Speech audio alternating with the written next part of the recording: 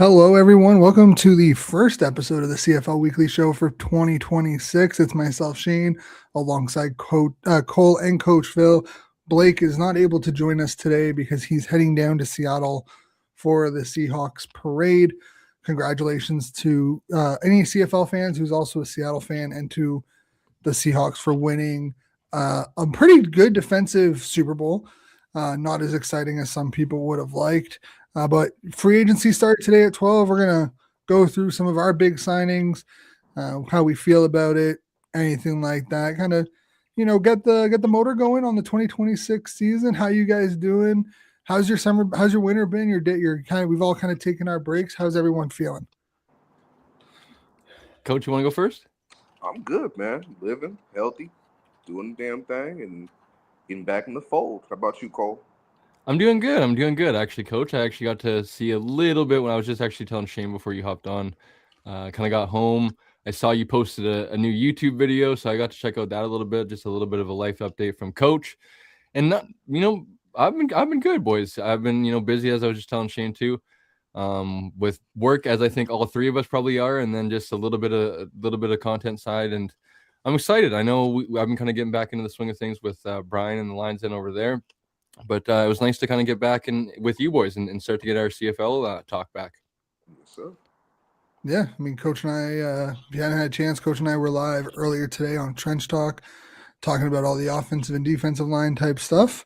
That'll be kind of a weekly occurrence going on during the year as well. Hopefully, episodes kind of on a weekly basis.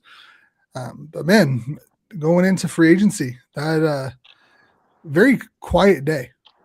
Early in the day, I know at the 12 o'clock hour, it was kind of two signings were officially announced between 12 and 1. A lot of the big announcements were made within the first hour and a half of the CFL window. We're still waiting for some of those announcements to officialize and be announced by teams. But my question for you guys is, how do you feel about the communication window and the legal tampering window, or as some people call it, the Ed Hervey window?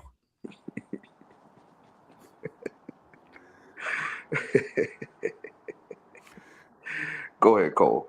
I don't really think it should be whatever it is, a week long or 8 days, whatever it is.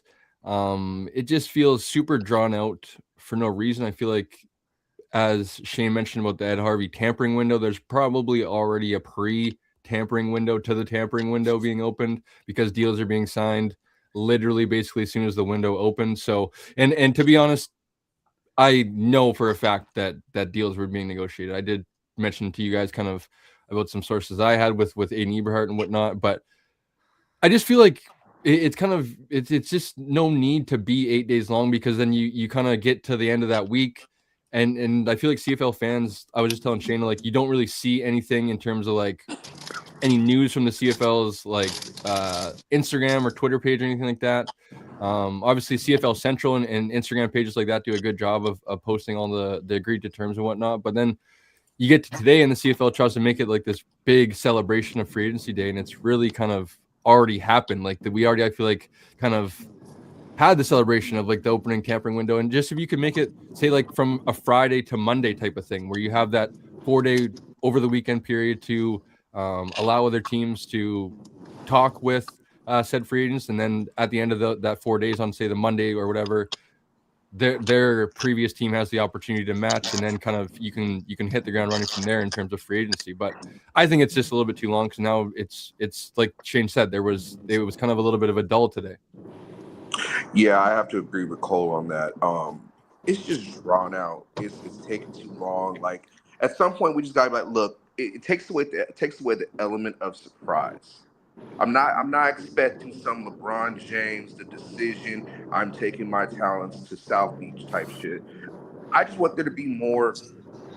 Let's just wait till just give it the day where you can say where you're gonna go, sign where you're gonna sign, and let's just get it over with. Shout out to CFL Central, all of them that cover it. But it's just like, okay, we kind of already know. Like, maybe the only one that I was like really surprised about was, I thought Demario Houston signed with BC, and then come to find out he signed with, what was it? Ottawa? Was it Ottawa he signed with? Was it Ottawa? For who? Yeah. Demary Houston, Ottawa. Yeah. Yeah, Ottawa. He But pulled out of the deal. To even to like leapfrog off that, coach, that happened I think in the same day, right? That Yeah. got reported by the by Dan, is it Dan Roberts, the Calgary sports reporter, Mhm. that whatever, he agreed to terms with the Lions, and then I believe a few hours later was reported or whatever that they obviously took back the offer, and then that he signed with Ottawa. So like you could have that happen over a 4-day period. Yeah, I mean, and we all kind of know, like, I think you guys know, there was the whole controversy about what happened when he got arrested and all that stuff. And so a lot of people had backlash about it in BC, and then people on social media were tripping about it, and now he's in Ottawa. It's like, goddamn, okay, like, whatever. But anyway, I mean, let's just keep it simple and have it for one day, and then whatever happens after that happens after that. But it just takes away from the element of surprise. Blake, you want to get in? Because we said Yeah, he wasn't no, going to be part of it, but he makes an appearance. yeah, no, I agree with Coach and Cole. Like, I think it's too long. Like, I was bored by today. Like, to be completely honest, I saw like 2 signings. Like, the Lions signed defensive back previously from Ottawa, and then Ottawa signed someone else as well. And it's like you see all these signings that aren't officially signings until today, last week. On day number 1, you see some on day number 2, and then there's like nothing for like a week. And like we just get to this like dull, like lull period where nothing's happening until really the draft now. Like like we may get some free agents signing, whatever. Like the Lions still have maybe one receiver hole to fill, maybe a backup quarterback, but for the most part, like everyone's already done their shopping. Like they're done. Like there's nothing really for us to talk about. Yeah. I mean, my thing is like, why do you need 8 days? Like everything happens on day 1. Everyone spends their money. If you don't think that there's some tampering going on prior to, like, there's like only probably like what, 10 agents in the CFL.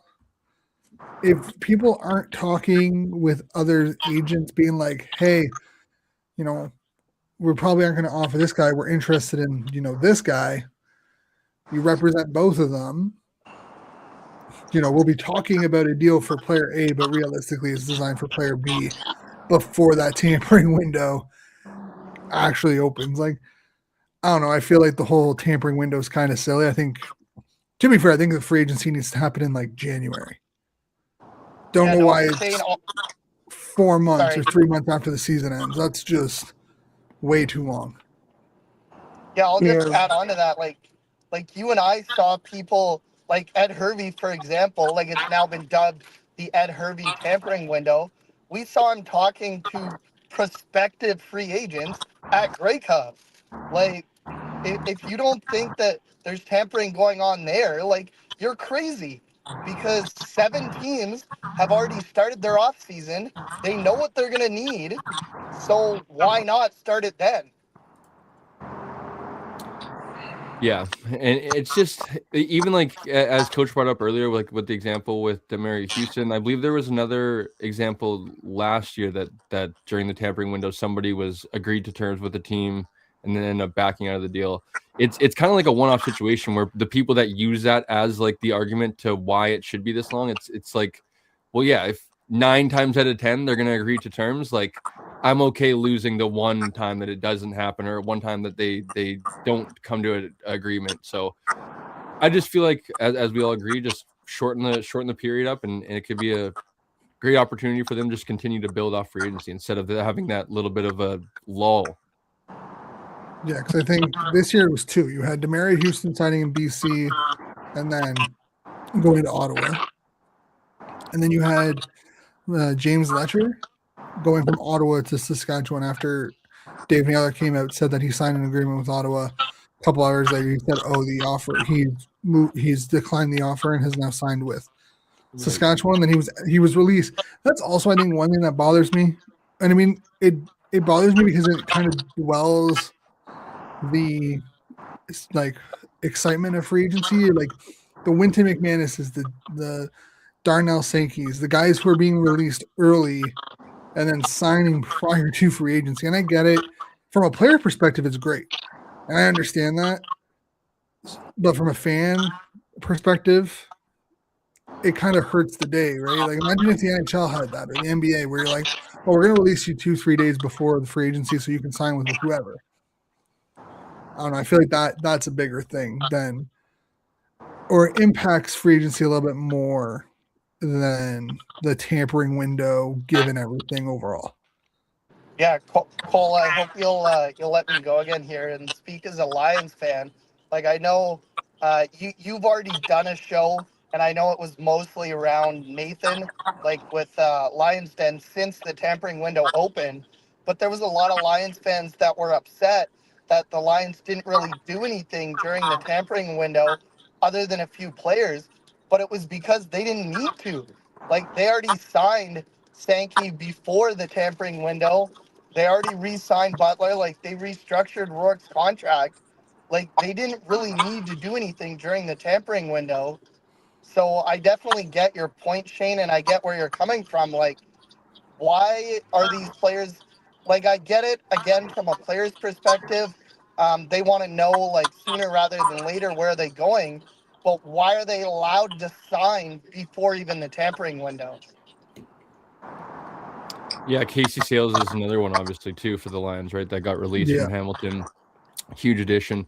But I don't know. That obviously, to me, that's not really a big deal. It obviously hurts the day. But I just think them drawing it out kind of hurts the day because now we've got to this point and nobody's here, right?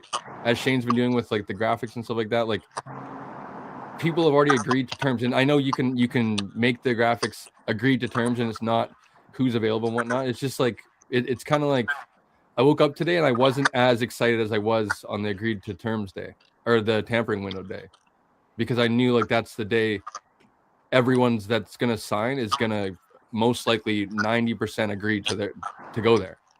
And obviously, like you said, Letcher, I forgot about that one as well, Shane, but I don't know. It's just because there is still, as I know, I hear your argument, Shane, like with Sankey and guys like that getting released, but there's still heavy hitters that get to free agency. Yeah. So like there is still those big fish to go after. It does suck if you are, say, wanting that guy in free agency and wanting him to get there, and like I see it from that point. But I still think there's a lot of free agencies, free agents when you get to the window. Lastly, I'll say that players talk. Yeah. Players talk. They know they're going to communicate with each other and be like, "Hey, it's obvious they situation, but I don't know. It's weird." From a player's perspective, I think it makes a lot of sense. From a player's perspective, you get that time to adjust if you have to move family, whatnot. You're not rushing in to make a decision, or it doesn't feel like you're being pressured into making a decision given the tampering window, and especially being released early, right? If a team knows they're not going to re-sign you, what's the point of holding on to you is kind of the mentality. I feel like it's also kind of like a courtesy to most likely veterans too, Shane. Like it's never usually like a mediocre guy, like guys like Sankey, like Sales, Sankey more maybe less than Sales. Like and I guess Sales even less because he wasn't in Hamilton for that long. I believe only 2 years. But like guys that have been in the CFL kind of earn their right to maybe go where they want, I guess, even though they can in free agency. But should we? What are we doing next, Shane? What are we breaking down since all the news happened today, boys? We talked about this a little bit, and I know how much you love the guy. So I want your thoughts on Broxton going from BC to Winnipeg. Coach and I talked about this earlier this evening, or earlier this afternoon about it, or early this morning, or late this morning, depending on where you are in where you're watching this. But I know you're a big Broxton fan. What is your opinion, professional and personal, about him going to Winnipeg? Well, I'll start by saying yes, I have been a huge Broxton fan, as you guys know. I feel like he's very well deserved of chasing his payday. I know there's been a number of reports that obviously, first and foremost, he is wanting to be the highest paid American offensive lineman, which is totally cool. Now, from what we were hearing from Farhan, I believe he didn't get offered that from BC. But if any of you guys watch First and Now with the Lions and Matt Baker, they had Rig Maiden on this week, and he did say that they offered him the amount to make him the highest paid American. So whether you believe that or not is one thing, because it is the Lions platform. So they obviously control the narrative. They control the questions being asked going into it. I obviously talked about this quite a bit on Twitter the day of the tampering window when this happened, and how much that I thought, well, and even leading up to the case of how much I thought that was priority number one for the BC Lions. So I talked about it on Lions Den quite a bit. No matter if, ands, or buts, however I slice this to end this conversation, just remember that there is no sugarcoating this loss, or I feel like maintaining the ceiling that was Jarrell Broxton. I think there's a possibility to get to maybe the same floor. Obviously, that's a regression, so that's not a great thing to cling on to. But Jarrell Broxton, I will say, for as much as I love him, I kind of feel a little bit dirty because he goes to a division rival, and whether the money was there or not, or it was a little bit less, I feel like the shine of playing with Nathan Rourke for, say, the next 2-3 years compared to Zach Collaros is much better, in my opinion. You also look at a 41 Stanley Bryant, who is going to take your position and make you to go play over to the right side, because Stanley is not moving positions. So he left to Winnipeg, which is the ultimate FU to Lions fans, because yes, Saskatchewan has knocked us out the last 2 years, but obviously before that, they were Winnipeg was the team standing in their way. So you strengthen them up front. Now, like I said, I think there's some possibilities with, obviously, Chris Schlugler started many games for them at right tackle, can play a little bit of left tackle. So I'd imagine he's kind of the first guy that'll be given the opportunity. There's been some whispers about Corey Woodruff that won the starting left guard spot that could possibly be in contention for that battle. I think that's, no offense to Corey, because I know he and I know we all feel a way about Roar Report, but Roar Report kind of like made a comment about the possibility of Woodruff playing tackle, and kind of mentioned he has slow feet, which I agree on. Not many things that we in Roar Report agree on, but Woodruff actually piped back up and said, like, hey, 150 snaps at tackle last season. The film speaks for itself. He later deleted the tweet. So now whether that's PR kind of going back up the chain and saying, hey, let's delete that, is one thing. I totally agree that I think his feet are way too slow. He's very stiff, and kind of, actually, if you go watch Arrow Up from last summer, mentioned left guard is my natural position, and kind of talked about this. They had this huge rant of like why playing left guard is, I'm bored to play this position and all this stuff. So if like the Lions have egg in their face, I'm most definitely clipping that and kind of being like, man, the fact that you took this guy from left guard and kind of made him, you opened two holes essentially and didn't fill either of them. And as they talked about, the most important thing is to start in the trenches. The defensive line, I think, is honestly going to be a really good group. So the conversation now for me is kind of trying to get to the floor. And I think that starts with Chris Schlugler. Obviously, they signed Isaiah Cage, who's a veteran as well, but didn't play at all last season. So I don't think kind of putting your eggs in that basket seems kind of similar to David Foucault, who got hurt last season for them. But as I mentioned in the middle of this conversation, boys, positively, I'm trying to muster as much as I can because it's such a big position. I think there is ways to mitigate it. I did talk about that on Lions Den with how fast Nathan Rourke processes, how fast he gets the ball out. It's up there with Trevor Harris. So I think there will be ways to mitigate it. But when you mitigate it, you also kind of almost play left-handed in a sense too, right? You're kind of maybe not being able to read your full progression. big plays aren't there. You're not able to go downfield. As Shane, I believe you retweeted the post from Winnipeg.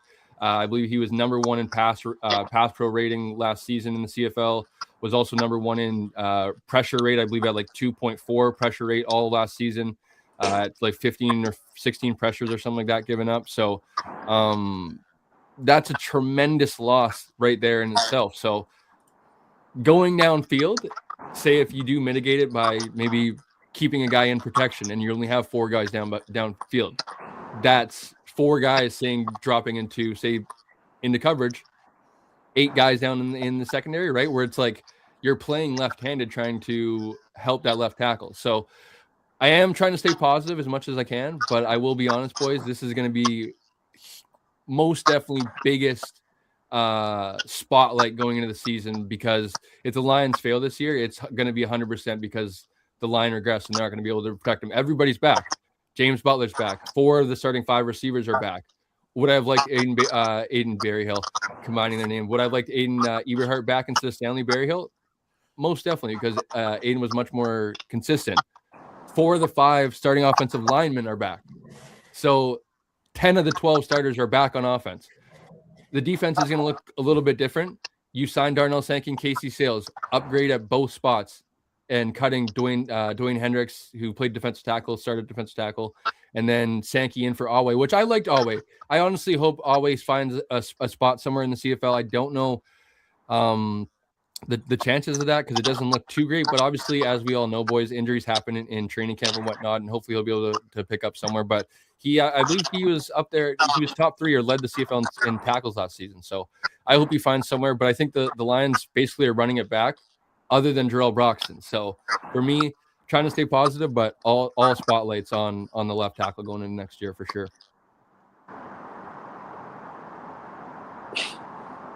Coach, what are your thoughts? You know, we talked about it earlier on Trench Talk. This is a big upgrade. I mean, Winnipeg has upgraded heavily in the trenches and picking up Broxton. Now, I feel like he's going to, as Shane mentioned it, we both agree that he's going to be the guy next in line to take over where Stanley is at left tackle. But put him on the right, it's going to be nasty work. That Winnipeg line is going to be nasty this year. Up there with the Riders and with the pickup that I think was a steal for Hamilton, which was Eric Lofton. Eric Lofton coming from Winnipeg, also previously with the Riders. That's a good pickup for them. But as far as BC, I'm looking more at the defensive side of the ball. The pickup of Sankey, the pickup of Sales, letting go of Hendricks. You still got Matthew Betts. I don't know if they still have they signed Ronald Kent Jr. yet. No, but Rob. So that's gonna be their big question mark, right? Because they obviously brought back GP TJ, but Robert Carter went to the I know CFL. he went to NFL. NFL. But Jalen Edwards Cooper's, I believe, a free agent as well. So there's a ton of open spots in the secondary. I would imagine we'll probably kind of go to guys that we will be first timers, like kind of putting a lot of faith in guys that have never played here before. Is my guess. Because they signed Dawson Pierre, is it? Yes, Shane, from Ottawa? That's a steal. That's a steal right there to me. But if he shows up, was he started last year, Shane? No. Kind of like he ended the year on the suspended list. He's a special teamer, depth guy. Yeah, I mean, he has the skill. He's shown that he can do it. Maybe a fresh start helps him, but I wouldn't go into camp being like, this guy's going to be my starting boundary half or something. And this is no offense to Dawson Pierre. I don't want him to catch a stray here, but he signed today, and I literally kept scrolling on Twitter. So that was how much it kind of did to me, to be completely honest. So like I said, I think they'll be American free agents, which hopefully, as I talked about the Lions, then like giving opportunities to younger players. They just kind of had it with Robert Carter last year. Corey Woodruff, who won the starting left guard spot and played really well, was very quality at left guard. It's like give young players opportunities instead of going back to the old guys. I talked about it with TJ and GP, but they're running it back there for I understand, but the secondary for sure, coach, is what you have your eyes on in terms of the BC defense. But as far as the offense goes, I agree with you. The way Nathan processes, he goes through his progressions. You need somebody that's going to be able to hold down the line for them, which I think we've talked about it the last couple of years. The offensive line has been the one Achilles heel for the BC Lions. One season they're undisciplined. One season they're the most flagged. At some point, you have to be disciplined. You have to have guys that are not going to, jump early, or guys that are going to miss their assignments, or guys that are going to, fuck up the rhythm of the offense with flags. You know what I'm saying? So it's going to be tough to see what's going to happen because everybody's upgraded on their D line, and I don't know. We're just going to have to wait and see for BC. I'm not knocking y'all off yet, but it's going to be interesting to see what they do with the O-line because Buck runs a tight ship, and the way he wants to run that offense, you got to protect the QB. That's for sure. I want to talk about one thing for Ottawa. As mentioned it on Trench Talk. Shocker! No, I'm just kidding.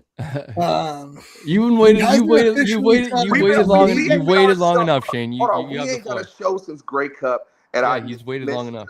He mentioned a little earlier today that he had something to say. And I'm thinking, bro, look at his smile. It's the classic Shane rant. We need to have a something for when Shane does a rant. This is perfect. I'm ready. Let's hear this. I want to hear this. He hasn't officially signed yet, so maybe there's time for Ottawa to change course.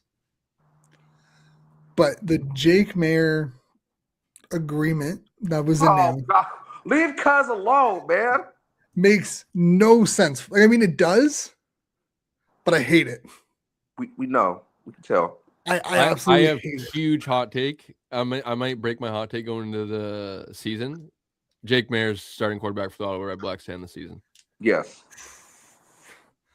Only if there's injury. I mean, you know what?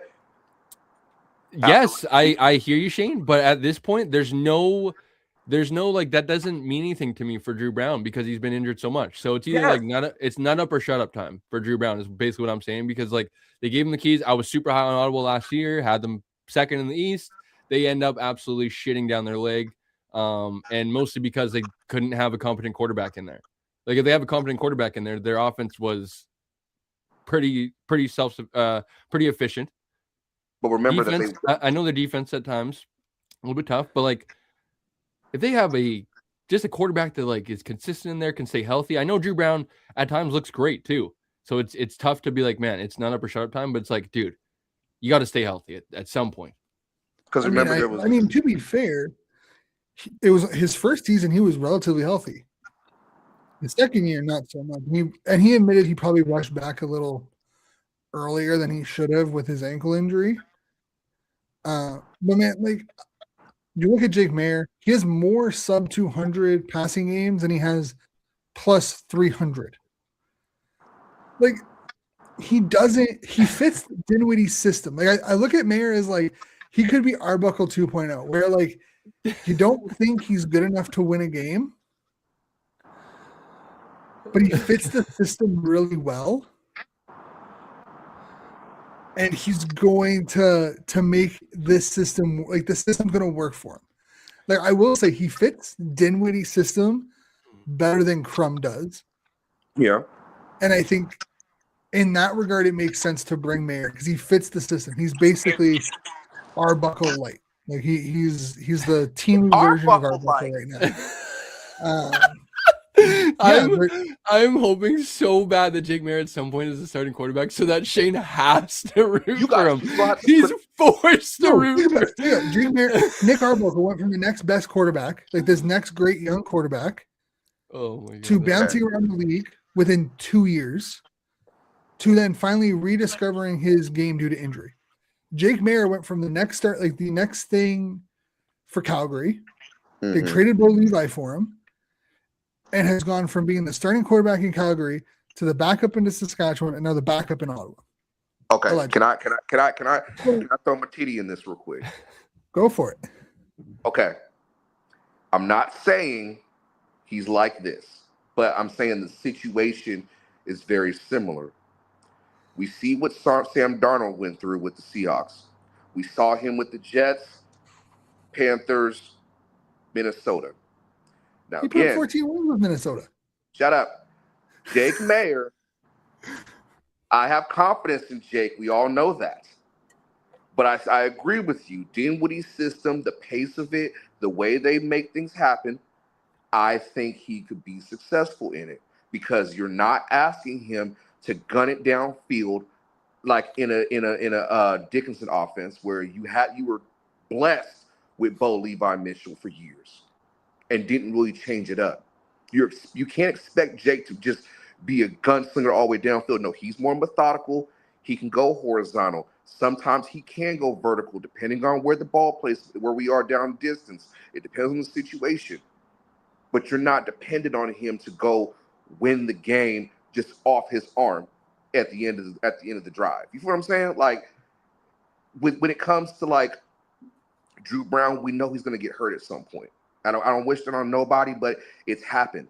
And then Drew had to come back fast because I was at the game when they played Toronto. He didn't look healthy. He damn near threw 60 passes, and they didn't have a running back. So who knows what can happen? I have faith in Jake. He might be the starter. Who knows? So Hey, I'm not going to sit here and wish on his downfall. That's not who I am. Like, if he comes to Ottawa and he makes me eat my words, I will gladly eat my words. I will gladly come on here and say I was wrong. Jake Maier has proved that he can do it this year. I will gladly. I have no issue coming on this show and admitting it. Shane, I think. Okay, how about this? If Jake Maier ends the season as the Ottawa Redblacks starting quarterback, you got to get a jersey. Jake Maier. No. Come on. No, if he supplement, like unless it, you know what? Okay. What about this? What if he leads you to a playoff game and wins? No, he doesn't have to win. They didn't even make the playoffs last year. That's too high bars. Drew Brown led us to a playoff game and lost. So no, he would have to win at least one. Okay, but what if he comes in like mid-season? He's a big reason why. We'll see. This motherfucker here, man. God damn. I'm honestly partially Don't get me wrong. I don't even really believe it. I just honestly am like trying to speak into existence because I want Shane to root for Jake Maier. Here's the thing. If Jake Maier comes in and he wins us games and he's putting up, I don't even care if he's putting up 300-yard games. But to sit here and be like, and say I'm not concerned that he's thrown since 2023, he's thrown more sub 200-yard games and he has 300+ yard games and by like a significant margin, it's concerning. So if he were to come in here and be like a 250 to 275 passer and getting the wins, getting a just 2 touchdowns or a touchdown a game and minimizing the turnovers, I'm not going to complain. I'm not going to sit here and say like, oh, he's bad. He's not, he's the game manager at that point. Like that's what he'll be effectively doing. Is this team being built so they have to rely on a quarterback to win them a game? No, not really. But to sit here and say that like I'm not concerned about a position that for the last, 6 years has been historically a position of weakness for Ottawa, I'm concerned with Jake Maier signing. And obviously he hasn't officially signed, so anything can happen. But as of right now, going into camp with him as QB2 and having rookie Americans as QB3 and 4, because right now like Tyree's not signed, like there's no insurance behind Maier. I'm worried, and I think Red Blacks fans should enter camp with, if that's your quarterback 1-2, I think there's signs of pessimism that are warranted and being like, hey, you need to show me. There's no more benefit of the doubt with this. I personally think like Maier doesn't move the needle enough. Yeah, no, he's not sexy enough, is what you're saying. To be serious, just for one. To be serious for just one quick sec to end the Jake Maier conversation. Now, whether you do want to add the context of it was Jake Maier versus Jeremiah Masoli, the one time I did get to see Jake Maier last season up close and personal was obviously when he started against BC in BC and he did his job. Like he came in there, game managed. I don't know, maybe coach, you want to speak about it a little bit more because he was obviously you had more I guess maybe eyes on him in terms of like when he was going to be playing for you guys. But the one time I was able to see him up close and he didn't turn the ball over. Like I said, does have the caveat. It was the backup bowl of Jeremiah Masoli versus Jake Maier. So who knows? If Drew Brown is able to stay healthy and he does need to come in for a game or two, like I think he's a quality enough quarterback to come in for a game or two and like be a serviceable quarterback to get you either 1 or 2, in my opinion.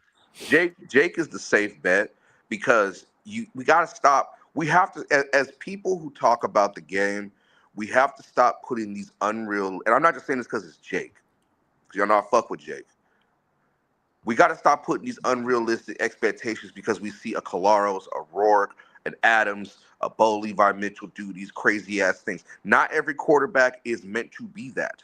So we have to temper what we see and we have to know what their game is to be able to analyze by, all right, we know we're not going to get the same shit that we would get out of Nathan Rourke with Jeremiah Masoli, for example.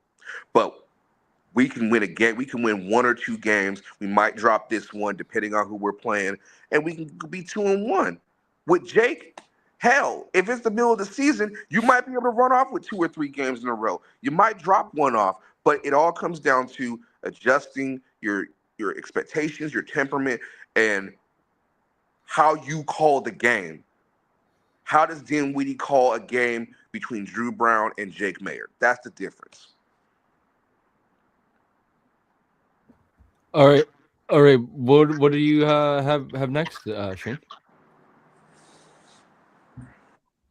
Yeah, I mean, any other free agents right now that pop off on the board for either of you guys? Free agents on the board currently. I don't know. Like anything that like popped off like signing wise, like obviously, Ottawa getting like 5 Rough Riders is a little bit about how Saskatchewan, especially on the defensive side, will be impacted. That's tough. But is there anything on your radar, Cole? No, but in terms of like looking at like anybody that's available, I guess this is something that I have been talking about quite a bit in terms of like I believe Blake mentioned it earlier in terms of the Lions in need of a receiver 5 likely. I think they made quite a big deal of they just signed was it Marquez Callaway, formerly of the New Orleans Saints, spent a little bit of time in the NFL. They did the same thing with Travis Fulgham 2 years ago with Vernon Adams in 2023, and they kind of like built him up as this big free agency addition.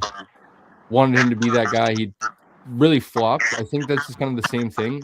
My big free agents addition would be a guy like Dalton Schoen, 29 years old, obviously just coming off the 2 ACLs. So teams are going to stay away from, I would think. He's obviously not going to be ready. I think it's been reported to like after Labor Day or something like that. So, he's a guy that his stock is very low right now. Teams are going to stay away from him. I think a bargain bin shopper like the BC Lions will be able to kind of swoop in there. The familiarity with Buck Pierce, obviously offensive coordinator for his 2 breakout seasons before the 2 injured seasons, that being Dalton Schoen.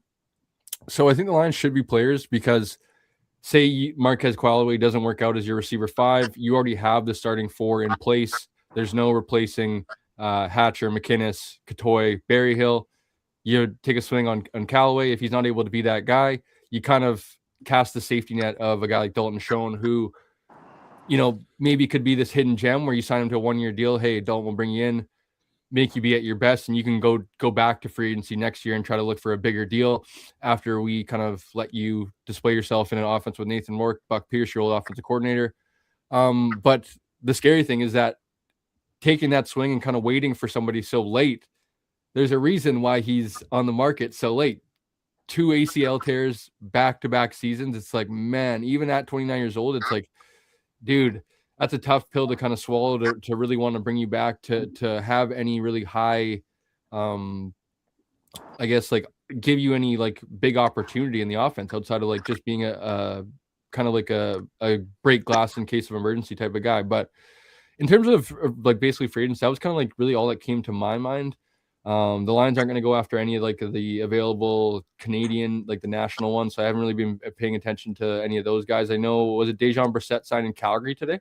Mm-hmm. Yeah. Which obviously I know Shane, we talked a little bit about him and been waiting to see where he was going to sign. Obviously, one of the better nationals that was available on the market this year. Just had his career season still, I think, like, what is he, 27, 28 years old, former top 3 draft pick. So I think a guy that kind of, underwhelmed for a majority part of his like early career. And then, maybe could be really finding, as coach said, right? Like, people like in this day and age, right, with the like either unfair expectations or like because of the Justin Jeffersons, the Jamar Chases, the like Puka Nakuas, these guys that like walk into the NFL and are instant like production. It's like some people take like, 3, 4, 5 years to marinate a little bit, to go through a few systems, to see the CFL a little bit more, to get better. And maybe Deshaun Brissett could be a guy like that. I know he intrigued me in terms of, there was some talk out there that if the Lions wanted to, they could have walked away at some point before an offseason bonus to Katoy. I think it was before, obviously, the tampering window opened, so like maybe February 1st or something like that. Brissett was kind of a guy that I would have kept my eye on. But after that was kind of, Katoy was going to be back, I was like, okay, well, the Lions will be out on nationals because they already have McInnes. Katoy, I think they really are high on Passant. But other than that, I didn't really have any of my eyes on, as Blake said, like, we kind of did our shopping for the most part. I think the DBs will come in terms of like brand new guys into the CFL. But coach, you guys kind of got plucked. Is there any names that you guys are thinking about that's still available? I think we should pick up Dalton Schoen.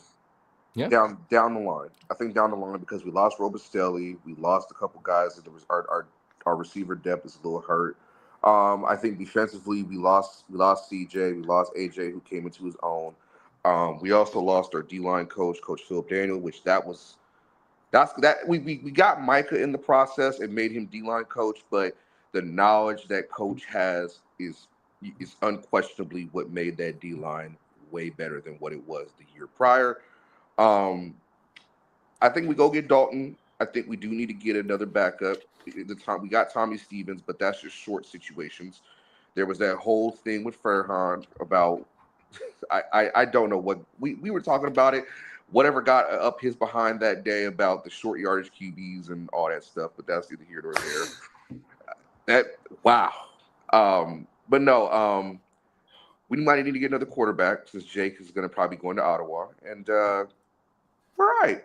We're going to be okay. I'm not tripping. We don't need to go out there and do too much. We kept our core. We've got our core to run it back, and we'll be okay. We'll be okay. You know what's kind of crazy? One name that has been pretty quiet, like this free agency period, is Shamar Bridges. Yeah. He came in on the scene as this electric young American receiver, got hurt during his rookie year, had a good year, but kind of struggled in that receiver 3 kind of situation. Keandre Smith kind of leapfrogged him. Yeah. And then, you have Keandre Smith, who American receiver to the number 3 American receiver. And he put up a sub, like an average season for what you would expect, that his name isn't being put out there for teams that are looking for, like, I'm surprised he hasn't been linked to like Montreal, even Toronto. Ottawa doesn't really make any sense because they got Eberhardt and they re-signed Hardy. But even looking at, Winnipeg, I figured Bridges, when he re-signed in Hamilton, everyone because I believe he was a free agent. I think he signed a 1-year deal last year, if I remember correctly. I might be wrong. But I figured he would have a little bit more. Him, Curly Gittens Jr., great Canadian receiver. Figured there'd be a little bit more interest, kind of around those two. And I'm kind of surprised that there was nothing during the tampering window and nothing so far today. I think Curly ends up going back to Toronto. I think. Yeah, with Brissett gone, that would make sense. Yeah, it just kind of makes too much sense. Obviously, Curly drafted by the Argos. Mm-hmm. Traded for Hamilton. Hamilton. is another possibility. I know the Ontario teams, especially right, Ontario boy. So I think Hamilton. He did go. Yeah. So, but I think Toronto just makes too much sense. They just, as you guys just said, lost Brissett. They're a team that their roster needs some help. A guy like Curly Gittens Jr., where you can kind of bring him in, be that number one national, number two, whatever, in the receiving core, excuse me. And, whoever it's going to be at quarterback. I don't know if we're going to see Chad Kelly or what's going to happen, but Toronto needs some players for sure. I would like to see Curly go there just based off opportunity. I think he'd get a lot of balls there and hopefully be able to stay healthy and take advantage of that. Yeah, I agree. I was wondering where Curly. I saw today on X. Where's Curly going to go? Because when it comes down to Curly Gittens Jr., to me, is he a 2 or is he more of a 3? I've never seen him as a 1. Yeah. I think he's like a tweener. Yeah. 2, 3. So are you going to give him the big payday for your 2, or are you going to just give him the mid and be like, all right, we want to see you prove yourself? Because when he was in Edmonton, he never really heard his name that much anymore. When he was in Toronto, he was balling. But was that him being a part of, with Chad and Dinwiddie's offense and what they had going on? I don't know. But I just want to see him go somewhere. I could see him with the Riders. I could see him go to Calgary, maybe, because they did lose Dominic Rhymes. That he's in free agency too, which I'm surprised he hasn't been signed yet. And goddamn, they plucked our offensive coordinator. But it all depends on where he's going to go, man. I could see him in Toronto. Maybe he goes to Hamilton, which would be crazy, but who knows? As far as Shamar Bridges goes, him in Winnipeg is the right situation, because whenever Kenny Lawler leaves Winnipeg, they miss that big explosive player. Yep. That's what they need for their offense. They need a guy that can stretch the field, a guy that can run comebacks, a guy that can run pitches, a guy that can get you in short situations. I think that'd be a good place for him. A guy that's going to catch the ball. Yeah. Oh, sorry, Tim White. I didn't want to. That was rude. That was rude, Cole. Yeah, Shamar Bridges. I feel like everyone just kind of, it's like automatic. Winnipeg, send him to Winnipeg. Any receiver, it's like send him to Winnipeg because of what their receiving core. I feel like maybe not necessarily let Zach down. I feel like maybe they kind of together let each other down, but I feel like they don't want to let Zach trot out there with some of the receivers they had. I forget the national that they had playing last year. Andre Wilson. No. They had another national that was like a 5th or 6th round pick. Like a few years ago. No. Like I forget. I will find it and send it. I will screenshot it to you guys in our group chat. But they do, to be honest, as much as I did kind of like dunk on the fact that like Broxton going to Zach Collaros instead of Nathan Rourke. If I am being honest, as bad as Zach Collaros looked last year, I still feel like they have like this next kind of year window to really go after it. They have a guy like Brady Oliveira, where it's like, dude, utilize him and let Zach take advantage of the play action down the field. Yes. And that is where your offense will be at your best, opposed to dropping back all game, letting Zach just be a straight drop back passer and the defense pinning their ears back. We saw how that ended up last year, and they ended up crossing over. So they still do have a little bit of something. Zach's going to have to make a few better decisions than he did last year, because there at times there was some protection. There was guys open, and he was just making stupid decisions. But at the same time, it was kind of, I feel like, a offensive failure, as we really saw quite quickly when the offense coordinator got fired like right away after the season, pretty much. So I feel like they have an opportunity here to take advantage of like Zach, Dembski, Brady, that like trio on offense. Stanley, sorry, excuse me, I shouldn't forget old Stanley at on the left side holding it down. And then you bring in a guy like Broxton's, like Tim White, catch the dang ball, man, be consistent. And if they can get another weapon like Shamar Bridges, like they'd be a team. Obviously, they had to put together it on the field, but I'd like to see what they'd look like if they bring in another weapon for sure. One thing I'm interested with Winnipeg is watching the USFL season, because you have Algersma, who's with one of the teams. I think it's Birmingham. I might be mistaken. Stallions. and he's only 23. Like he's the same age as basically the entire Draft like class. NFL rookie class. I think the only person that's younger than him is Mendoza. Everyone else is 23. Mendoza's 22. And most people will admit that this year's NFL not the greatest. So I think you have to look at, down the line, you could end up this, depending on how this summer goes, you could end up with El Gersma sitting there in the wings behind Collaros at some point this season. And I think if you talk about, going from Rourke to going to Collaros, and then you also look, he signed a 2-year deal. Maybe next year it won't be Collaros. Maybe it'll be someone else that puts them in even a better position to win. I think Winnipeg is a very interesting team this year to watch. Given the moves they've made, I think we talked about it.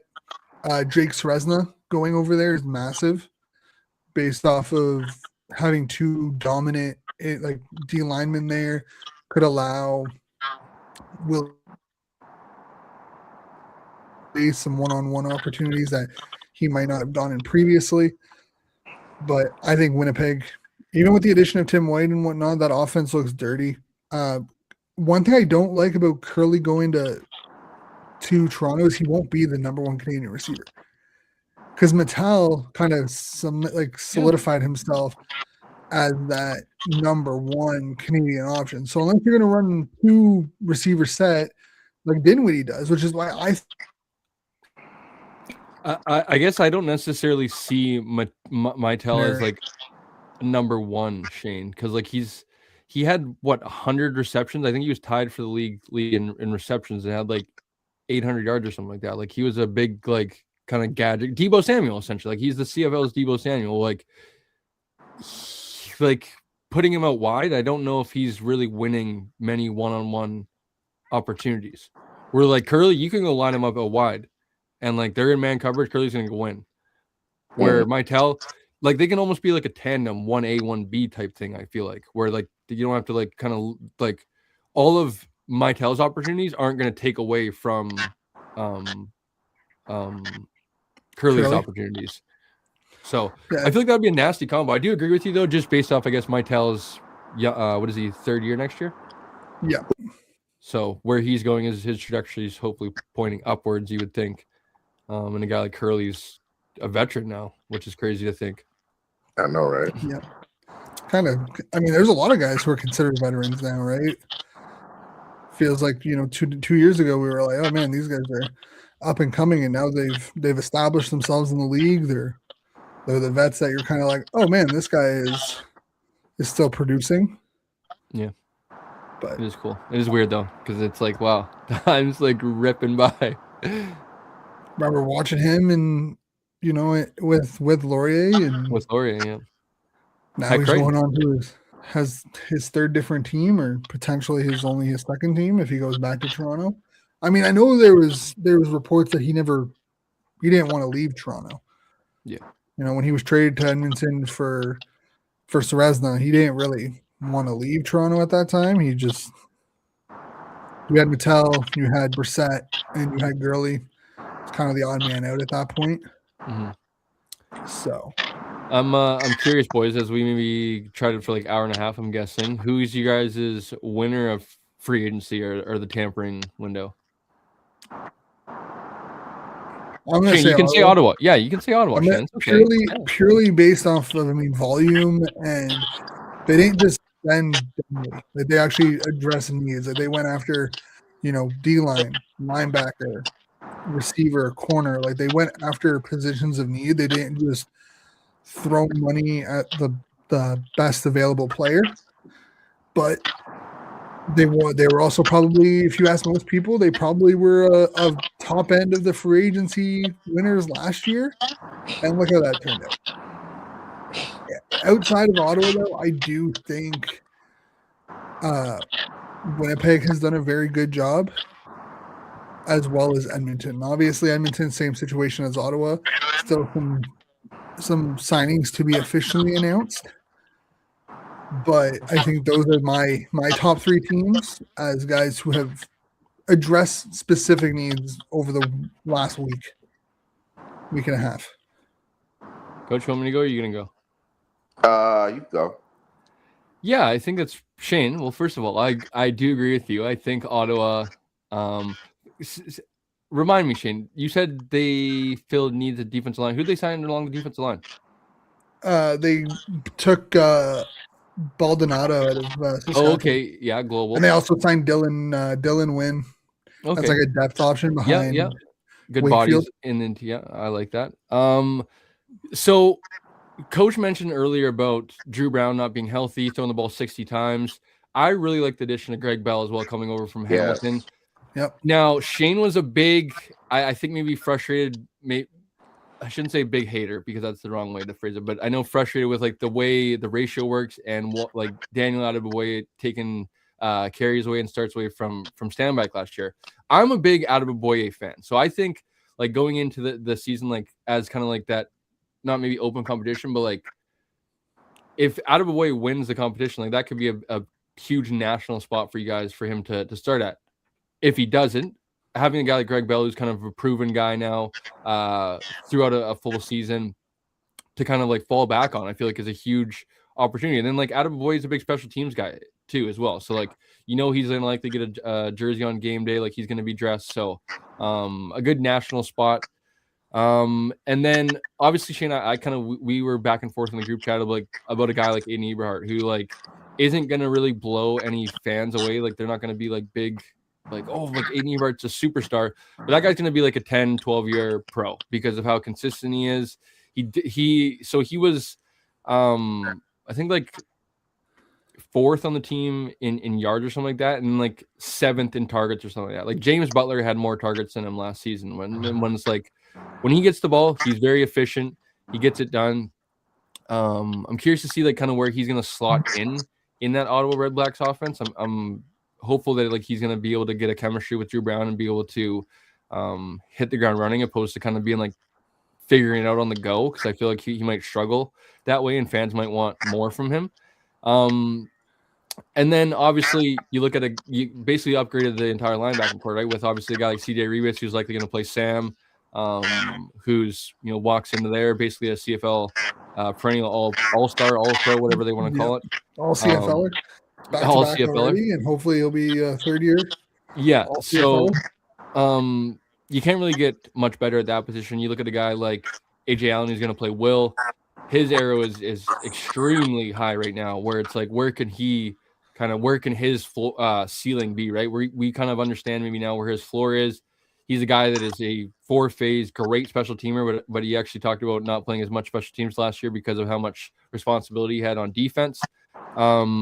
A guy that's just going to be a dog, right? He's great in coverage, athletic enough to kind of range around in coverage, and then is very effective in some of the scheming from Corey Mason company in terms of how they're able to use him as a chess piece, right? A guy that played kind of like that outside linebacker in a 3-4, kind of like a DN / linebacker at Guelph, where he was, playing with his hand in the dirt at times, playing as kind of like that rush end, would drop back to play middle linebacker, kind of like Micah Parsons back at Penn State, or kind of like similar to that, right? He was just like a football player, man, which was cool to watch. So it'll be cool to watch him in the Ottawa Red Blacks uniform. I think having him on the channel, like he's very motivated to like kind of not have that season be a one-off and kind of like prove to people like this is only the beginning of AJ Allen and the player that I'm going to be.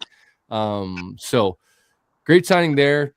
Is there any signings I'm missing? Eberhardt, Bell, A. Allen, Revis for Ottawa. I mean, those are the big ones. Obviously, there's some of the smaller known or like the depth pieces, which I think help Ottawa. Obviously, Demario Houston being a big one we've already talked about.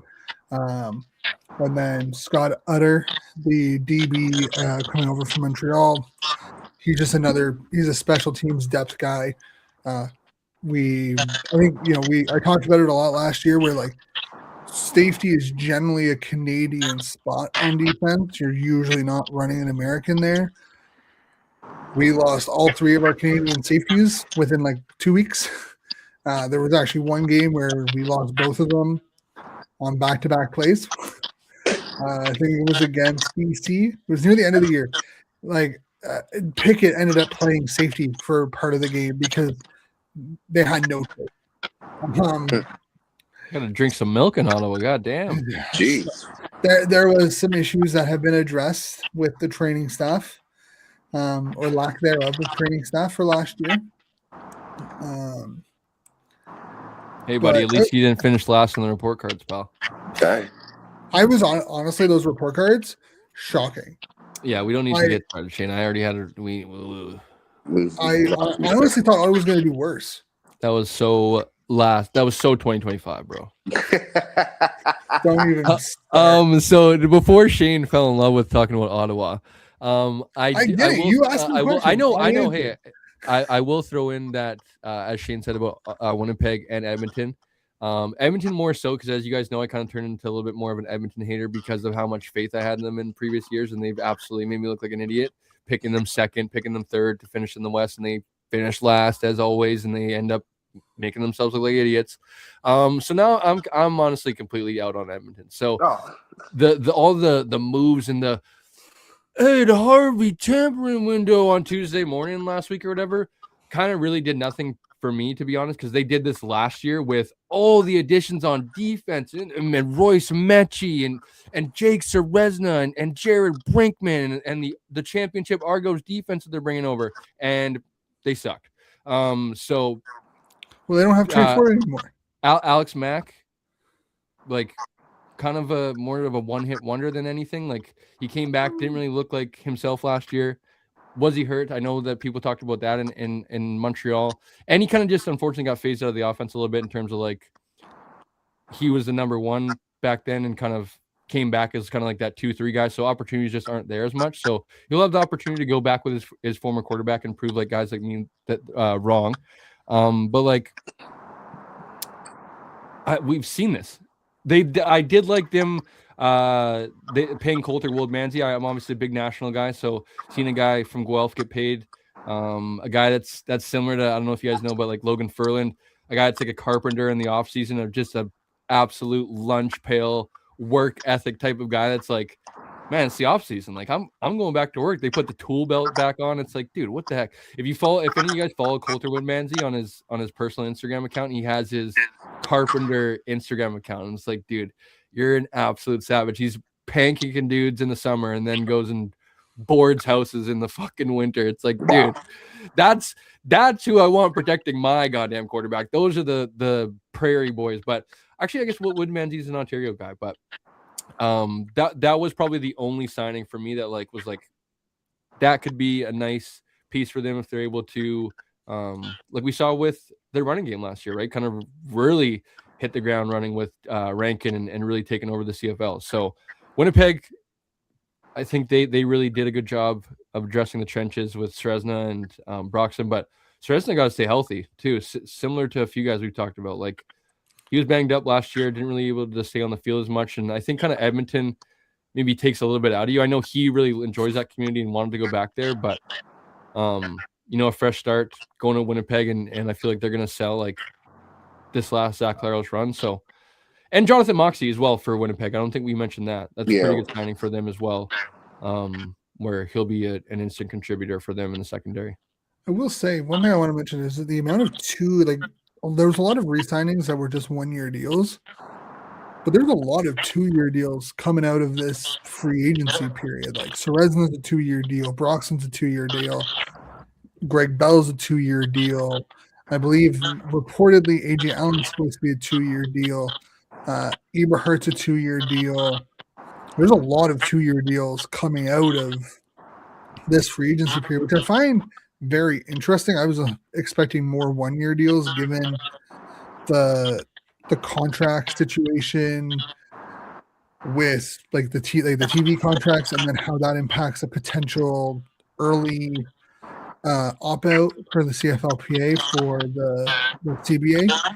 So I was expecting like, okay, there's gonna be a lot of 1-year deals. There's gonna be a lot of guys who are gonna look at like, hey, there could be a significant amount of money coming into free agency next season. I'm gonna take a 1-year deal, prove that like I deserve a higher pay, and then bank in on that type of potential. So I was just kind of surprised. I've been surprised with the amount of 2-year deals I think that we've they seen him. signed. I think we've seen him become a little bit more popular over the last like 1 or 2 years, which is super cool to see. Like we've seen the odd guy the last few years, like, oh, 2-year deal. Like that's pretty cool to see. Where like I know fans have super been frustrated. Where it's like, oh, I just bought his jersey and he's gone in the off season, and that does suck in terms of like building superstars and communities and whatnot and stuff like that.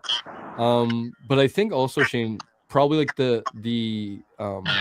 like the shine and security of like a 2-year deal maybe is like why we've seen guys take the 2-year deal opposed to maybe like the 1 year and wait for the salary cap to jump and try to hit a home run. Maybe it's like, hey, like I have this 2 years in my hand. Let's not mess around just in case like I don't have a better year or maybe like I get hurt or something like that. So it is definitely interesting considering, hopefully the salary cap does start to continue to rise, right? We're seeing it in all professional leagues, like almost on a yearly basis. They're starting to jump significantly. So hopefully now the CFL can make that a little bit more normal, whether it's, heck, we'll take a few $100K. That's a player or two. So it doesn't have to be anything. It doesn't have to be anything crazy, but if we can continue to up the salary cap for the teams, it would be super cool and good for the players too.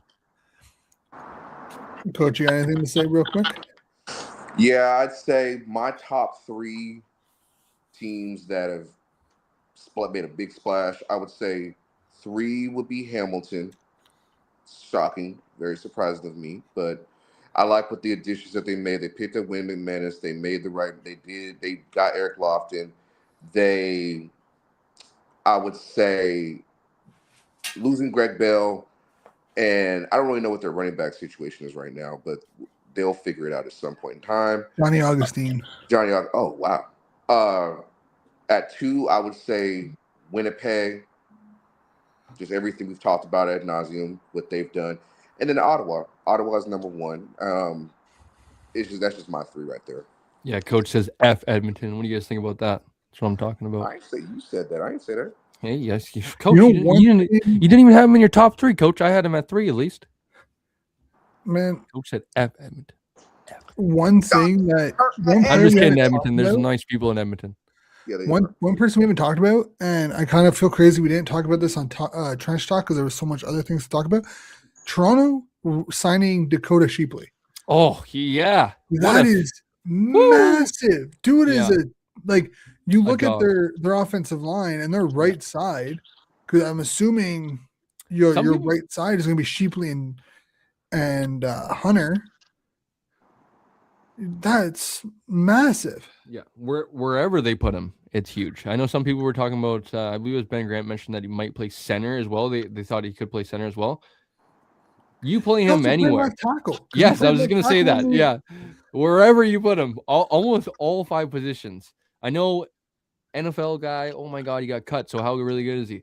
I'm telling you, people, there was a lot more opportunity issues with a guy like Dakota Shepley, more so than anything.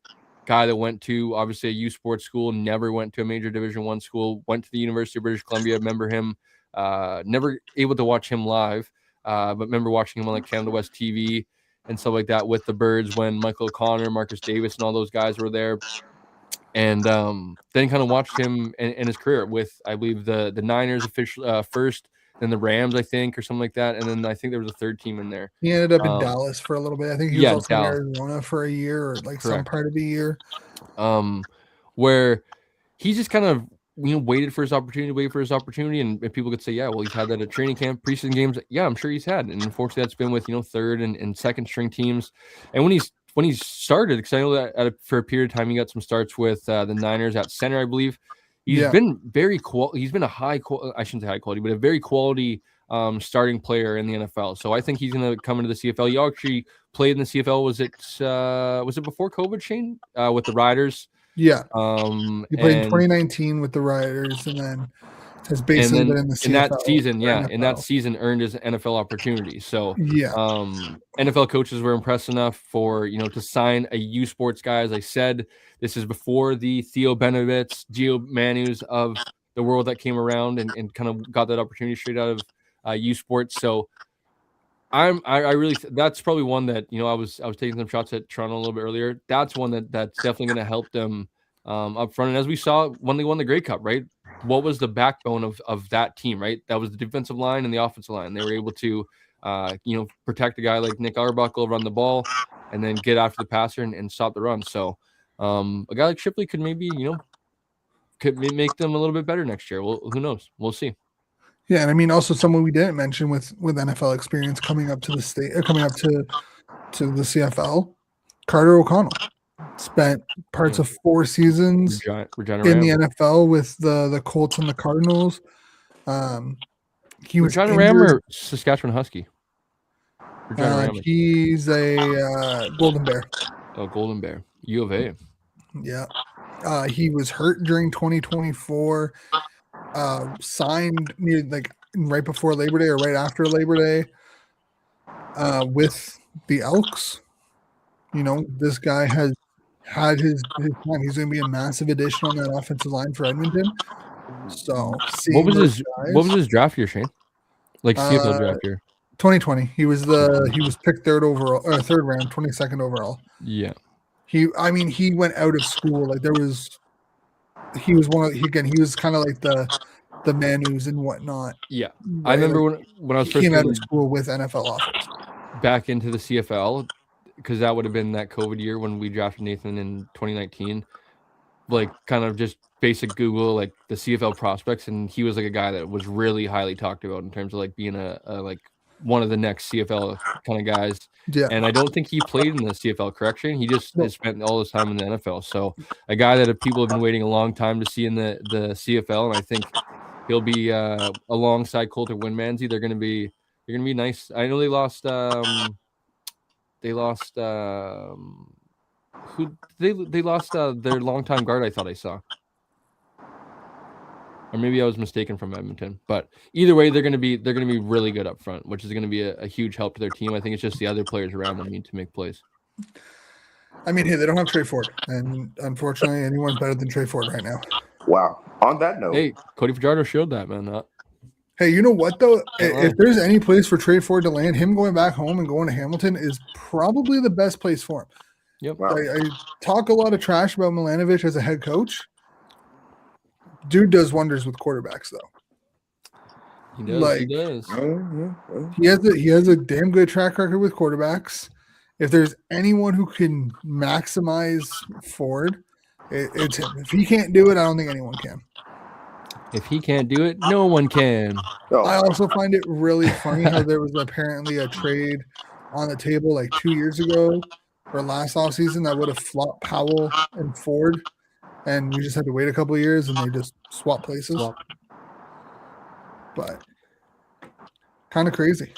Boys, I unfortunately was talking this on Lions Den last week, and I hate to say it, but this is kind of like after free agency, this sucks because it's like the lull point of the offseason when we have really – there's going to be a few signings over the next – till maybe the weekend and after that.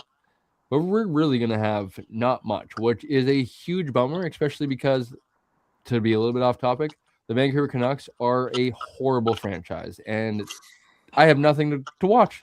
So it's just a bad time. Like there's it's free. Hey, draft prep. Well, thank you, Shane. I did start that as you know. I kind of watched the first quarter of the East West Bowl last year, but I went back, watched the best Canadian game of all time. If you know, you know. You should hopefully know. I was actually live in attendance for that, which is awesome. The 2011 Vanier Cup, if anybody doesn't know. Yes. So went back, watched that on YouTube, which is like, man, that game. I really wish I had my phone from that game because I remember so many cool videos that I had. I had the what's the McMaster quarterback? No, I can't remember. That was so long ago. Oh man.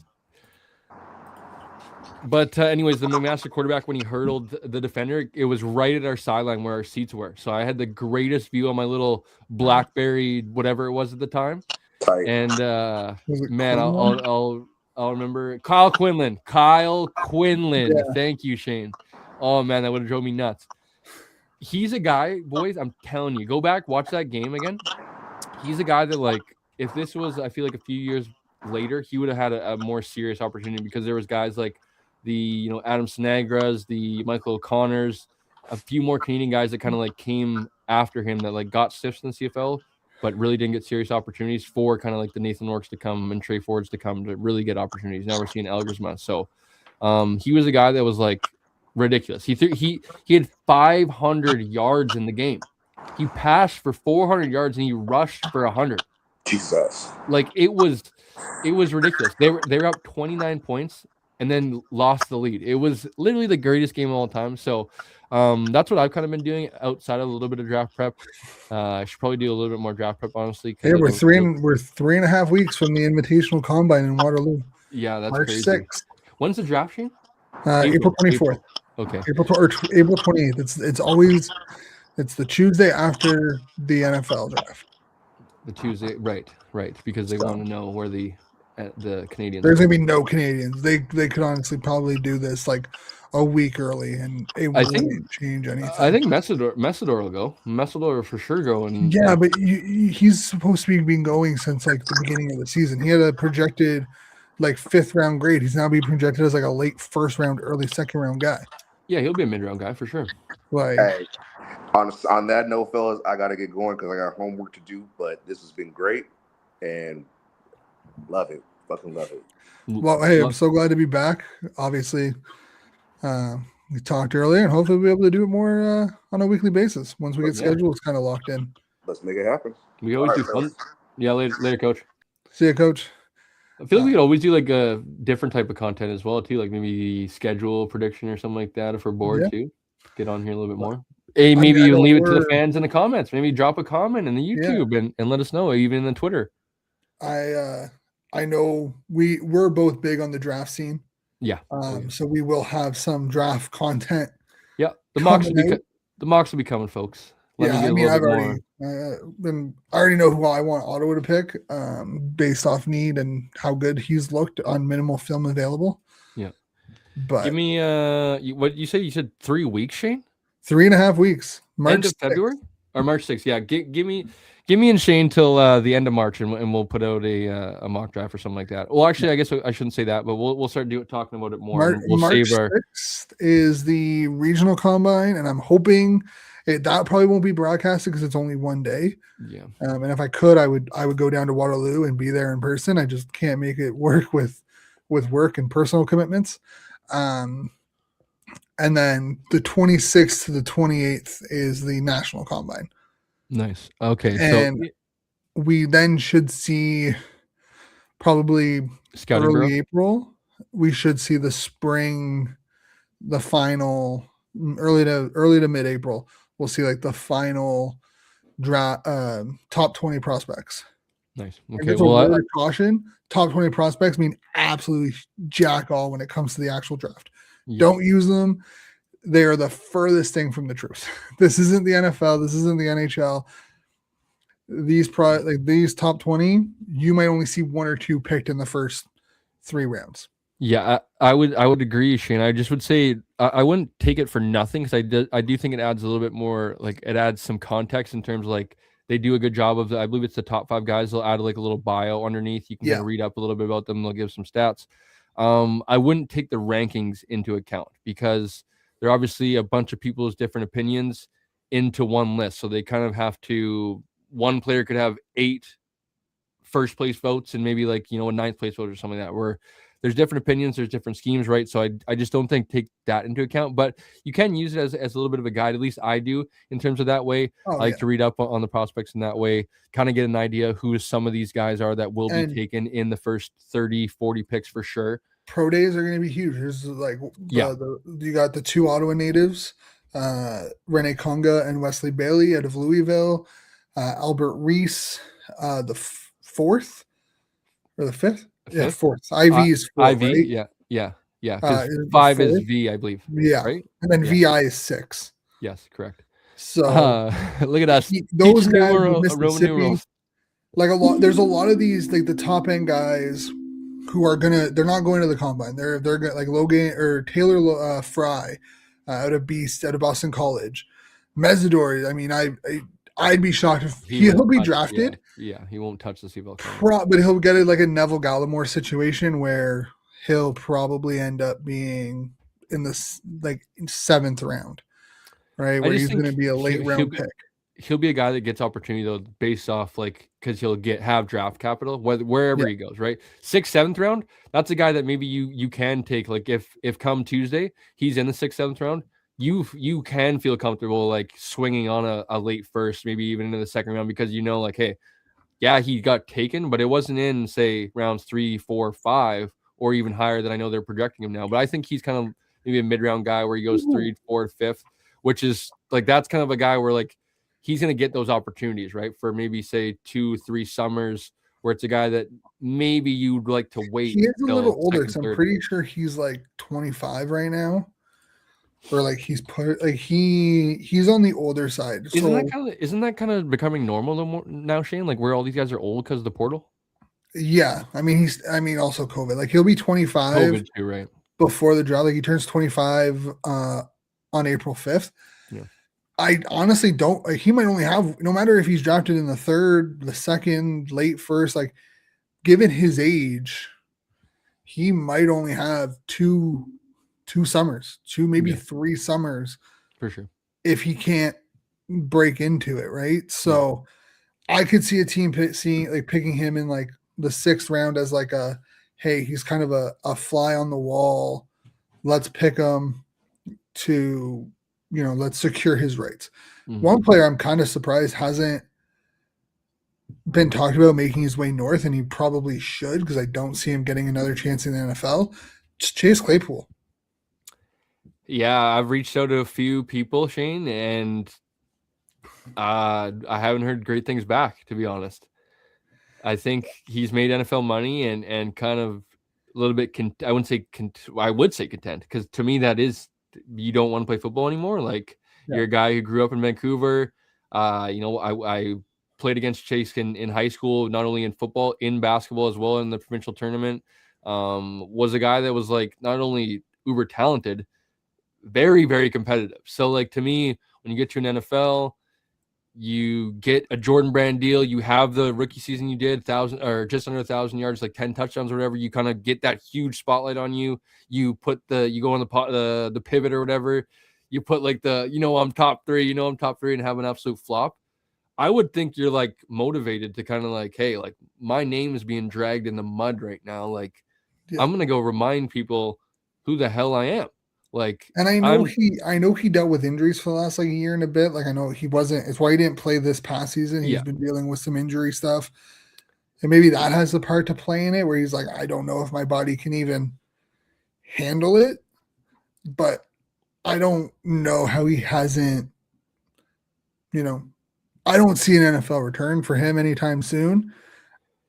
Why not just come up here? His last opportunity was with the Bills in 2024. So the season that would have been like the playoffs in 2025. Obviously, last year was 2025. He came to camp, obviously, as I said, played against Chase. Huge fan of Chase and wanting to watch him throughout his career. Obviously, a guy that like I could always like the cool, like, hey, I played against that guy right on TV, right?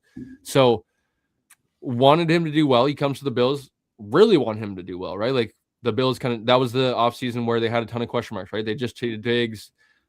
Gabe Davis went to Jacksonville. Yep. So it was kind of like, hey, like let's take a swing. Let's take a flyer on a guy like Chase Claypool, who kind of like a bigger physical kind of guy that maybe can like have his best stuff with Josh Allen.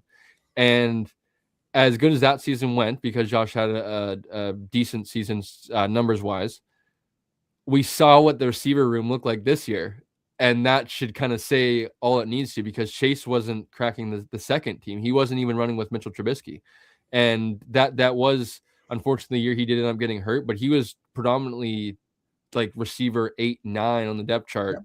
And then the only thing that was coming out, because I do follow a lot of the beat reporters and stuff like that in Buffalo, the only kind of like positives that were coming out from Chase, from camp, were like, hey, he was a really good gunner. And it's like, okay, well, that's a positive. I do like that, because if you are the 5th, 6th receiver, you're gonna have to play special teams.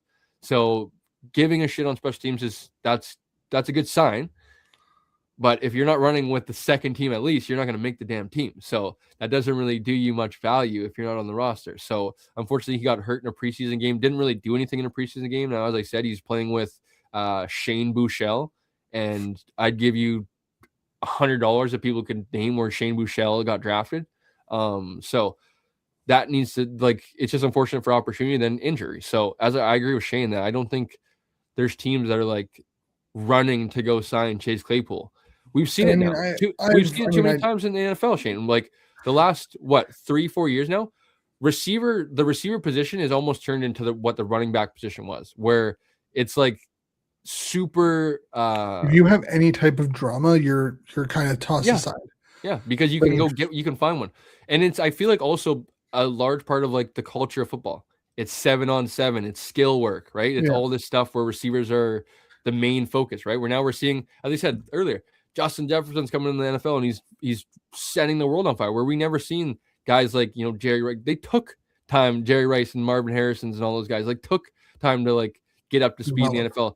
Larry Fitzgerald, who's gotten to the Hall of Fame, right? Like he had there was a famous, like pretty not bad rookie season, but like guys were like, man, like this is like people in Arizona, like this is the guy we kind of like sold the franchise for.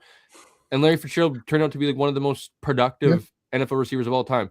His drop rate, he has like less than 20 drops all time, playoff regular season games. Like a guy that's phenomenal. So let these guys.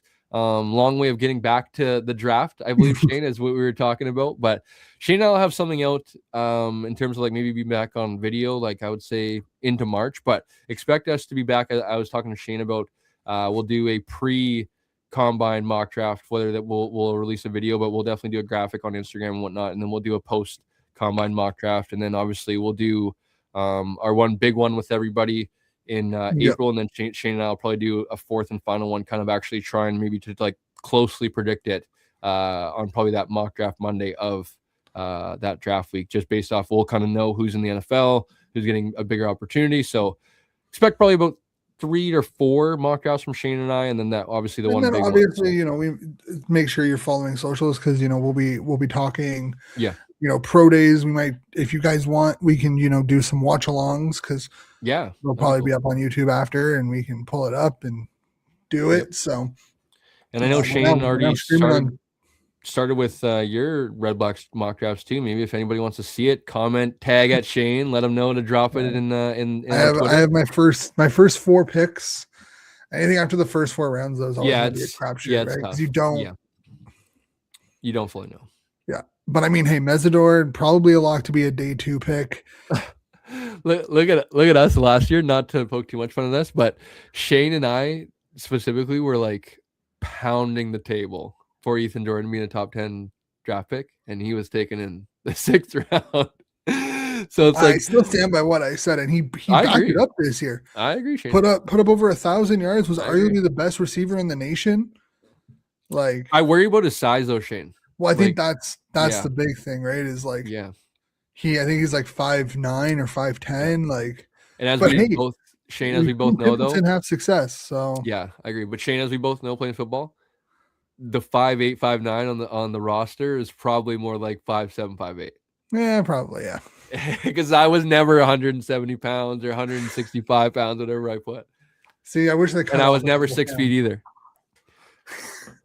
Yeah, I wish they cut off a couple pounds sometimes, but but no, I mean, I think Ethan Jordan, 6th round pick, but he went out and balled. He went back to school and he balled, and I think that's one thing, like, what makes these drafts so much harder too, especially from the U sports level, is that if you're drafted with a year of eligibility left, you can go back to school. You don't have to go straight to the CFL. Yep. So teams might not be like, you might be a 1st round grade. Seth Hunderby. But you could easily be like, hey, like, you can tell teams like, hey, I'm going back to school. No matter where I get drafted, I plan on going back to school in the fall. I want to finish maybe you have to finish your degree. Maybe you want to finish out your eligibility before going pro. So that you don't know those types of conversations. So, you could look at a player and be like, hey, this guy has a 1st round grade on him. Like, he has all the tools, and he drops to the 4th round and he goes back to school in the fall. You could have told teams like, hey, I'm going back to the school in the fall. I don't plan on sticking around. Like, I don't want to sign right now. I want to go finish my degree. I want to go do A, B, and C, which will then hurt his grade, because they're not going to waste the pick on someone who, if you have a choice between getting someone who can help you next, like this current year versus next year, you're going to go the guy who can help you out this year. So the CFL draft's unique in its own way, but we'll be covering it.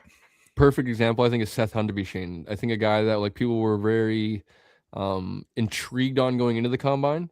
He goes in the combines, listed at 6'4", 250 pounds, runs like a 4.5 40, and is an absolute freak. Come draft day, and like if you watch his film too, a guy that's like maybe not as polished as a lot of people would like, especially like U Sports guy, right? So he's still got a lot to learn and stuff like that. But from all accounts, like he impressed in the interviews and whatnot.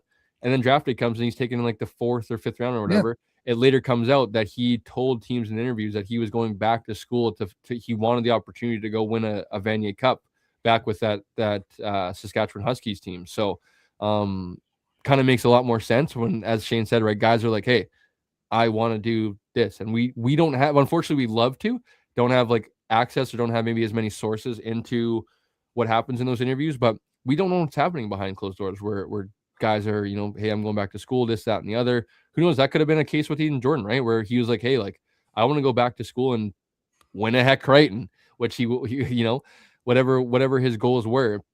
But prove that it's not just being, I mean, don't get me wrong, Kyle Withers is a great quarterback. Yeah, no, and he, you know what? I believe he has at least, I think he has at least one more year of eligibility. I might be wrong, but I'm pretty sure he's back in Laurier this year. And yeah, what a thing. Did you guys talk about that? Michael Folds to Western. I mean, No, I know we haven't talked about that yet. I know the ties. I'm very well aware. He obviously was a Western quarterback. I was shocked. Shane, I'm right there with you, pal. I mean, there must be some other, like, I know his wife's family's from there. He went there. Like I know all the ties, but you just signed a 5, and I mean, we see it in college, so it's not that surprising, but you just signed a 5-year deal. I didn't, and you know what? Maybe he's like, loyalty is nothing. Isn't that crazy, Shane? They're rival. You build dude. that program. They're rival. Build that. I mean, you're U Sports. Every school's a goddamn rival. I guess, but they played him in the 2 out of the 3 last Yates Cup. Yeah, you just knocked them out. You just won the Cup against them like 2 years ago. You like, and again, I understand the family connections. I understand it. I respect it. I did not see it coming. No, me neither. I figured the only way he was leaving Laurier was either CFL. He was fired, or CFL opportunity, or he CFL, NCAA, something came along. I did not expect him to go. I know when that came across, Shane, I was like, no, there's no way Michael Folds is going to Western. As I said, I've seen a few of the, I believe it's House of CFL, or I don't know if it's Persevere, that put out like the old Michael Folds Western highlights or whatever, where he's like battling on one knee or whatever. And it's like, man, that would be so cool. I do agree, but it's like, dude, you built that program from like the scratch. Ashes almost. Like the ashes. Yeah. Yeah. You turned it.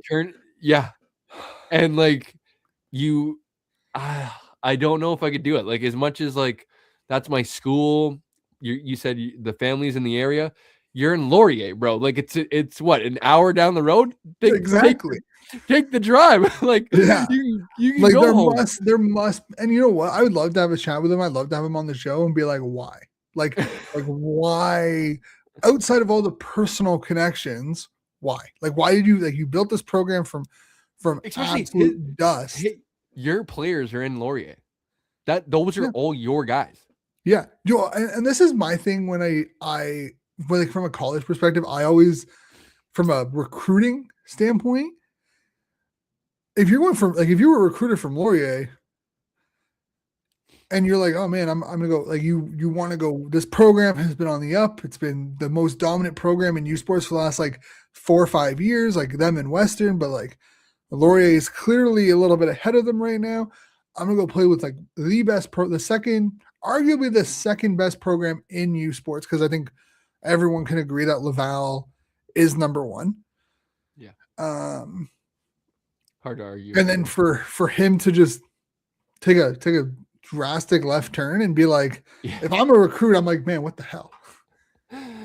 It's crazy, dude. It is crazy. I never expected it, especially because it kind of like broke on social media. So I was like, what the? It was so shocking to open my phone and be like, Michael Folds to Western. And it was funny because they put out a tweet like maybe like 20 minutes earlier, being like, Folds makes sense for Western. Yeah. But I just don't. Why would he? Like, why would he leave Laurier to go to Western? Yeah. Like, it didn't make any sense. And I know how you talked highly of him too, Shane. Like you had him maybe as like a dark horse 5-6 candidate for the Red Blacks opening, I believe is kind of what I mean, saw. I wanted if I'm gonna be honest, I've said I'd like if you weren't going with experience, he was my number one candidate. Like if you were gonna look at someone who hasn't coached in the CFL before, but you wanted someone who has a proven track record of winning and building a winning culture, he would have been like my number one guy. Yeah. Especially with the NFL now and kind of leaning into the young, like up and comers now and stuff like that, like guys that are building cultures. So yeah, dude, I feel like we've both repeated like, also, holy crap, Langley, like it's just crazy. But it is like I can't help but just say it's like it is crazy. It's literally I do agree, Shane. Everyone is a rival, but it's like that is the team. Look at they're gonna likely play each other. They're gonna likely play each other in next year's Yates Cup. 100%. You could almost bet on it. If you could bet in U Sports, you could pretty much bet on it. But like also think about it, like the BCFC, you got the Langley Rams who's building this like all CFL, all Canadian coaching staff. Yeah. Like got like Michael Connor as your quarterback coach. You got like several CFL guys. I forget Sanborn's first name, but he was a Winnipeg Blue Bombers draft pick. Yeah, like you have a bunch of former CFL guys coming on board. If Langley isn't a wagon next year, there's a problem. So, I think that they're going to be a much better team just based off how shitty they were last year. My question for Langley is that as much as their coaches are going to like elevate them, it's also not about like the X's and the O's. It's about the Jimmies and the Joes. And that's where they really struggled last year is like their players just weren't there. So they need to have a strong recruiting class. I just saw they signed American quarterbacks, so that's a good start.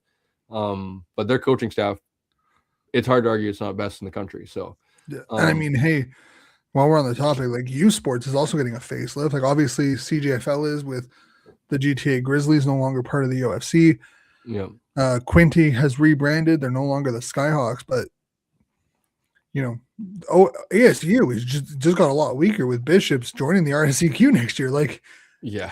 If you guys are watching, for anyone watching, the 29 people watching right now on X, this year is going to be so much fun for us because not only do we do the CFL stuff, we're going to be doing CJFL, we're going to be doing U Sports, and AUS needs to figure out its stuff. Yeah, big time. Either, you have Dalhousie, you have UNB playing like a college tier football. Maybe you drop a couple of those programs down and then join like the St. FX's and the St. Mary's join the RSEQ, and then Acadia and Mount Allison. Like that conference just got 10 times worse because like Mount Allison and Acadia aren't going to do much. Like it's basically just going to be those two. Yeah. No offense to anybody that goes there or plays in the AUS. I have a few buddies that go there and obviously root for them and want them to do well. Rooted for them and went to go watch. That was in 23, the Geo and Theo year. Yeah. When they were on UBC. I got to watch them twice in person. One of them was in the Mitchell Bowl or the UTEC Bowl when St. FX came out to UBC and played. I had a former teammate of mine with the VI Raiders that was the starting halfback, Nathan Cayuette, who's conference all-star in the US. And like it was tough like to not joke with him like throughout the week, like, hey, we're coming to watch you guys get killed. And it's like they lost by like 40 in the Mitchell Bowl. And it's like that's your national semi, and it was the closest the game was in the opening kickoff.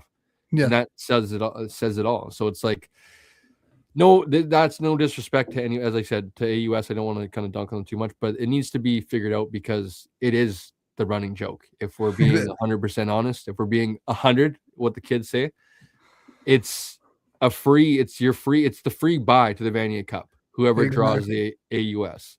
And it shouldn't necessarily be like that, in my opinion, but I don't really know how you kind of figure that out.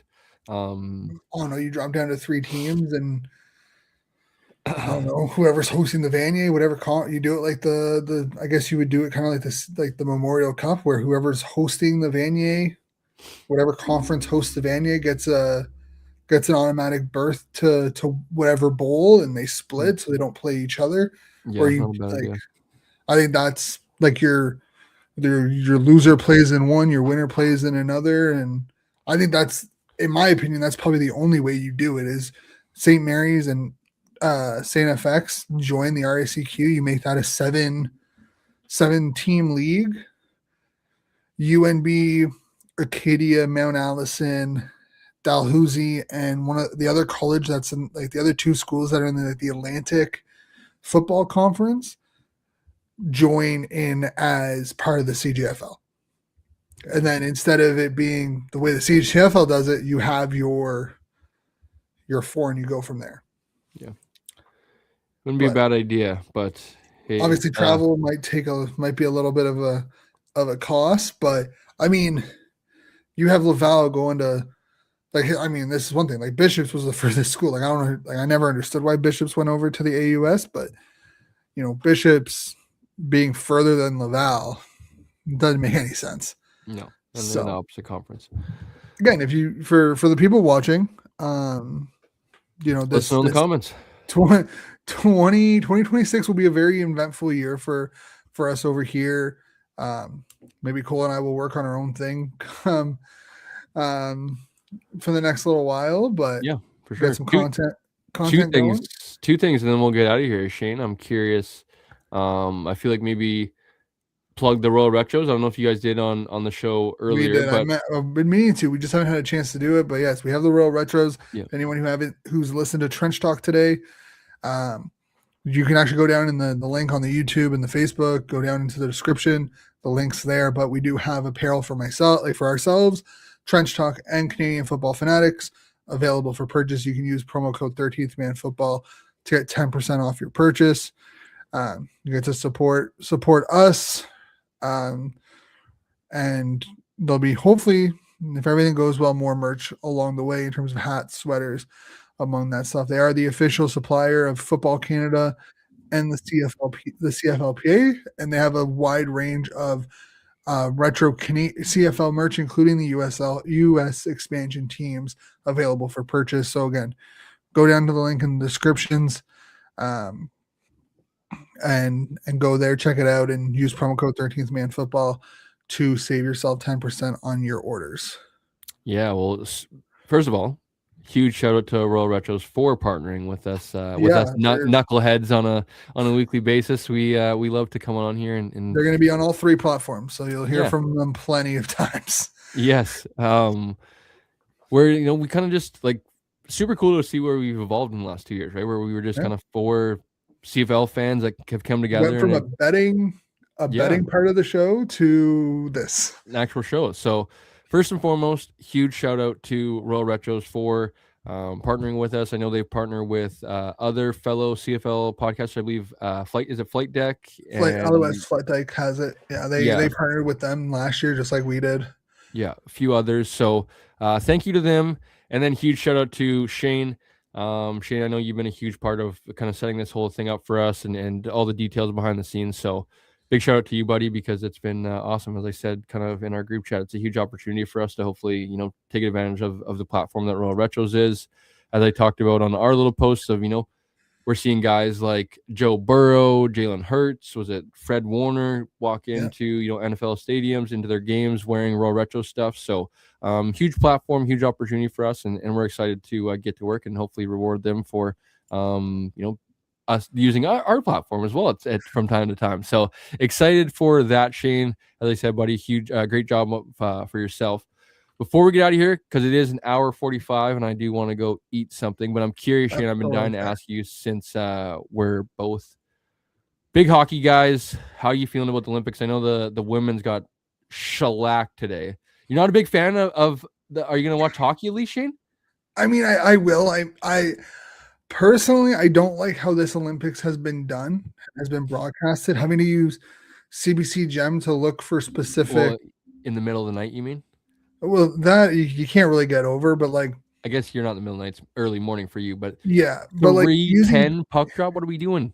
CBC Gem, it's great, but I can't be able to throw, and it's kind of cool where you just throw on like Olympic morning and they just run through different sports.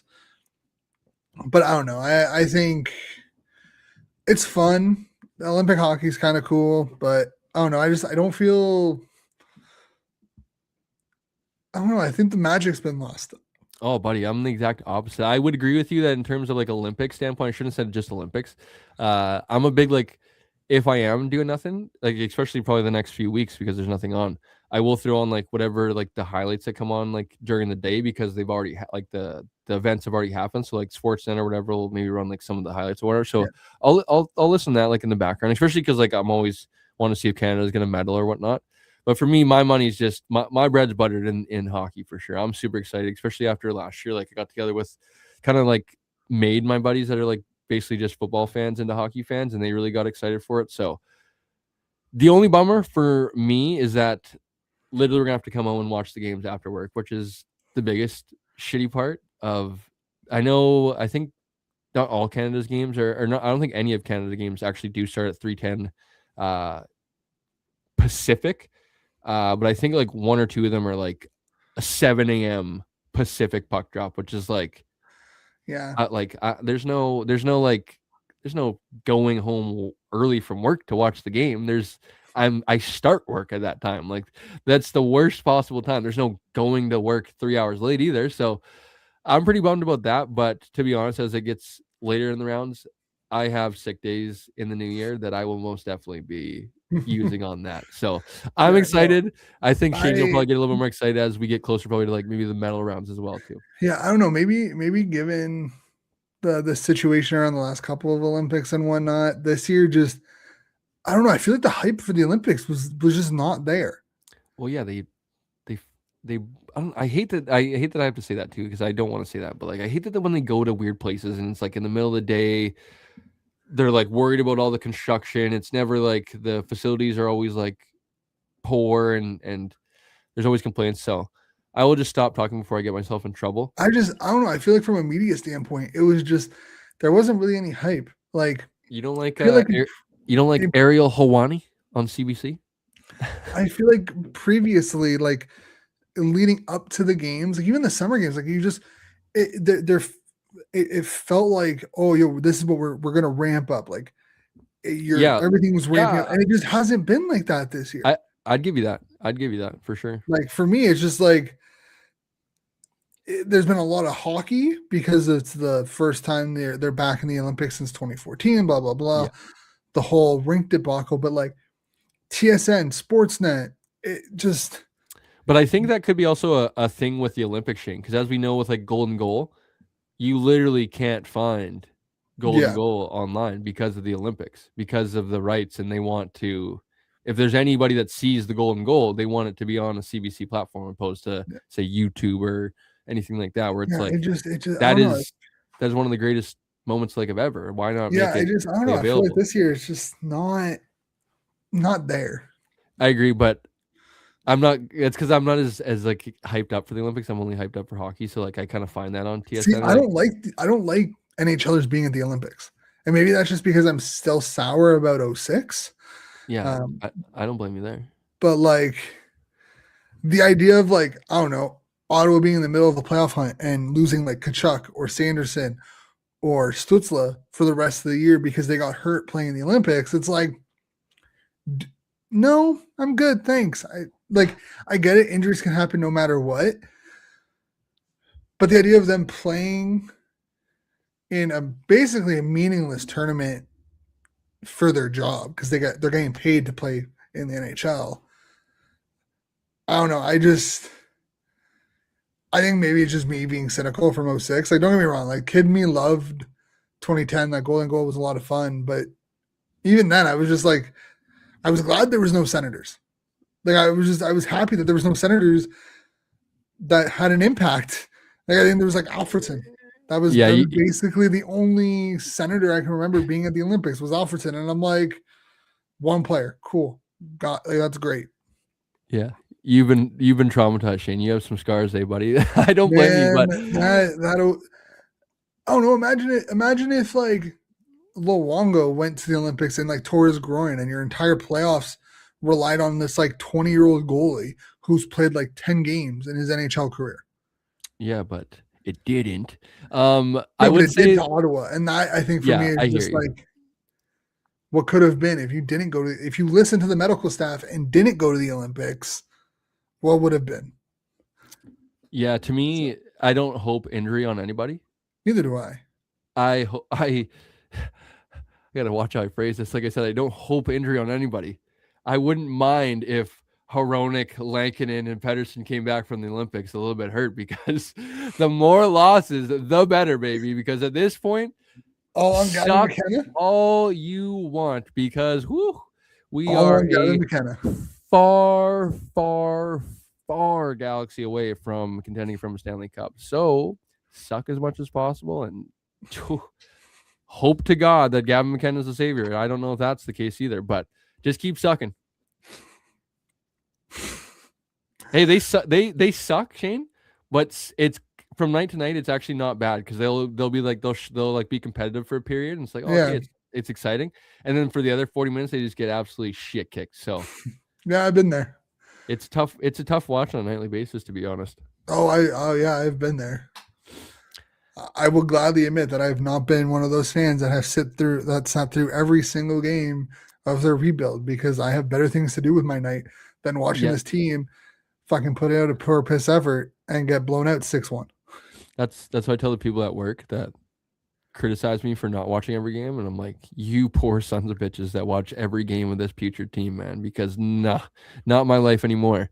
It sucks too for me, Shane, lastly, before we can get out of here, because like for me, I'm not one of those Canucks fans that's like, well, if the Canucks are out, I'm not watching. I'm a big, like, I just want to see a Canadian team win. Yeah. I haven't even been able to enjoy, like, Edmonton sucks this year. Toronto's obviously my dad's team, so like just kind of naturally I root for them for my dad, and they suck shit this year too. So it's like, it's been fun to watch Montreal a little bit from time to time, but for the most part, they're literally out of my regional on my TSN, which drives me insane, because the odd time I'm like, hey, I mean, I can't watch most Vancouver games. I can't watch because it's outside of my regional on Sportsnet. You're not missing anything, pal. I know. Hey, being able to watch like McKinnon and McCarr just beat up on Colorado on a Tuesday night, for sure. Nothing wrong with that. For sure. I will throw it back to Shane. Lastly, on me, like, comment, subscribe, all that good stuff. But Shane, do you want to close things out? I don't know if we really missed anything, to be honest. No, that was it. I hope you guys enjoyed this episode. Hope you guys enjoyed it being on X for the first time, since they've made it mandatory to be a premium member to stream on X. But 'tis what it is. We are there. We've done it. We've bite the bullet. But yeah, I mean, like, share, comment, subscribe if you're on YouTube, on Facebook. We'll be putting out hopefully more content on a regular basis as we head into spring.